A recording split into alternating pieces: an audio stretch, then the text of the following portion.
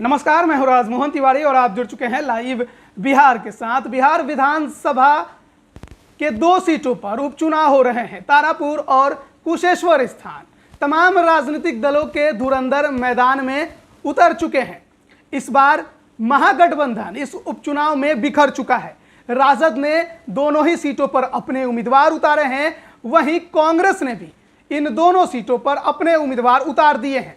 राजद से अलग होकर इस बार के उपचुनाव में कांग्रेस मैदान में है, लेकिन 9 अक्टूबर को जो उसने अपने 20 स्टार प्रचारकों की सूची जारी की, उसमें किसी भी यादव का नाम नहीं था।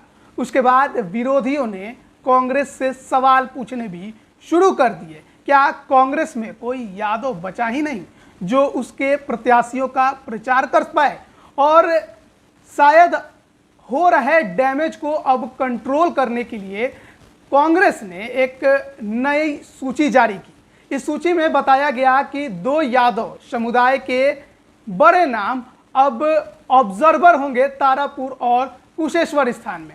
सबसे पहले हम आपको वो सूची बता देते हैं जो 9 अक्टूबर को जारी की गई थी, जिसमें 20 स्टार प्रचारकों के नाम बताए गए थे, लेकिन एक भी यादव समुदाय से उसमें नाम नहीं था।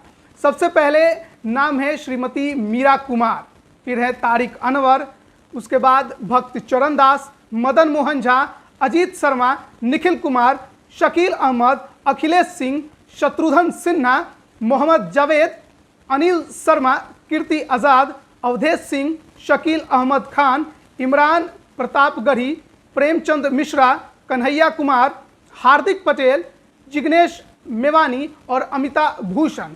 ये तमाम 20 नाम थे जो कि तारापुर के लिए थे।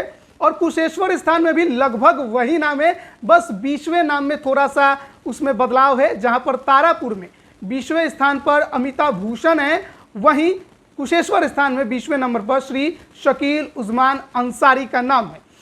अब अगर बात करें इनमें कि इनमें कौन किस जाति से हैं, तो इस 20 सदस्यीय सूची में 5 भूमिहार, 5 मुस्लिम, 3 ब्राह्मण, 3 दलित, 2 राजपूत और एक कायस्थ व ओबीसी नेताओं के नाम शामिल थे, लेकिन यादव समुदाय से एक भी नाम शामिल नहीं था। लेकिन उसके बाद डैमेज कंट्रोल में जुटी कांग्रेस ने 15 अक्टूबर को एक नई प्रेस रिलीज जारी की, जिसमें यह बताया कि कुशेश्वर स्थान से रंजीत रंजन कांग्रेस की ऑब्जर्वर होंगी, वहीं तारापुर से श्री चंदन यादव। रंजीत रंजन के बारे में आप जानते होंगे, पूर्व सांसद हैं, पप्पू यादव की पत्नी हैं। वहीं चंदन यादव की अगर बात करें तो इंडियन नेशनल कांग्रेस में सेक्रेटरी हैं, इंचार्ज हैं, छत्तीसगढ़ के स्पोक्स पर्सन भी हैं, पूर्व national general secretary Indian youth Congress के हैं, जेएनयू से इन्होंने पढ़ाई की है, बड़ा नाम है और कहा जाता है कि राहुल गांधी की कोर कमेटी के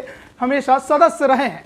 लेकिन स्टार प्रचारकों के सूची में इनका नाम नहीं था, लेकिन बाद में जो डैमेज कंट्रोल करने के लिए ऑब्जर्वर नियुक्त किए गए वो दोनों यादव समुदाय से आते हैं। अब देखना है कि कितना असर पड़ेगा इन 2 ऑब्जर्वरों की नियुक्ति के बाद। कांग्रेस क्या कुछ गुल खिला पाएगी दोनों सीटों पर? राजद से अलग होकर चुनाव लड़ रही है, ऐसे में अगर बिना यादव समुदाय के मैदान में उतरेगी तो कितना फायदा कर पाती? क्या लड़ाई में भी रहती? लेकिन यादव चेहरा आने के बाद कितना फायदा होगा? निश्चित तौर पर ये कहा जा सकता है कि कांग्रेस भी अब आर पार के मूड में है। पहले ऐसा शायद उसे लग रहा था कि राजद बात मान जाएगी, उपचुनाव में उसे एक सीट दे देगी, लेकिन राजद ने साफ कहा कि 2020 के विधानसभा चुनाव में जिस प्रकार से कांग्रेस का स्ट्राइक रेट रहा, 70 सीटों में महज 19 सीटें ही उसने जीती थी और इस वजह से महागठबंधन का सरकार नहीं बन पाया। जिम्मेवार सीधे सीधे राजद ने कांग्रेस को माना था और उसी के वजह से शायद इस बार के उपचुनाव में उसने दोनों सीटों पर अपने उम्मीदवार उतार दिए हैं और अब कांग्रेस भी आमने सामने लड़ाई के मूड में है। अब देखते हैं कि कांग्रेस के इस नए पैंतरे के बाद क्या कुछ फायदा उसे इस उपचुनाव में मिलता है। आप बने रहिए लाइव बिहार के साथ। आप सभी का बहुत बहुत धन्यवाद। लाइव बिहार यूट्यूब पर सब्सक्राइब और फेसबुक पर लाइक जरूर करें।